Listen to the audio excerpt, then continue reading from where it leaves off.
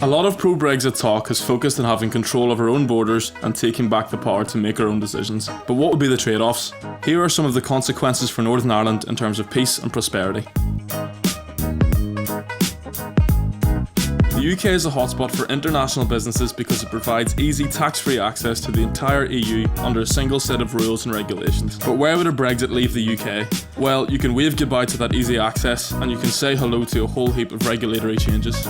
Whilst businesses in Northern Ireland would still have easy access to the UK, the Republic of Ireland would suddenly become the major English-speaking entry point to the EU.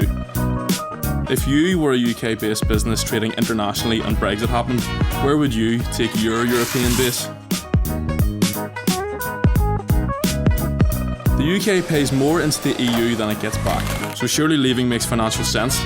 Well sure, in theory. But even if Brexit happens, the UK will still have to trade with the EU, and to really freely trade with the EU, you have to contribute to its running costs. Take Norway. This non-EU country pays the EU almost as much per person as the UK does to be a full member. In short, if you want to trade with the EU, you have to pay the price.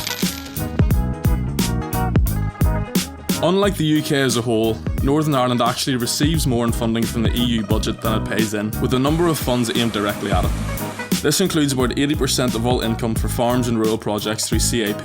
In the event of a Brexit, this money would vanish. But what would replace it? Some sort of UK-based system administered from Westminster? The Leave campaign have promised the CAP equivalent would stay, for now.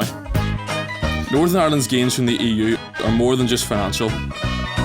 Even during some of the darkest days of the Troubles with Haughey and Thatcher loggerheads, it was the meetings in Brussels that provided a backdoor for discussions, bringing the two governments together to help with the peace process. It's this kind of support that has a value far beyond its price tag. Whatever you think about these changes, it's up to you to make your voice heard by voting on June 23rd.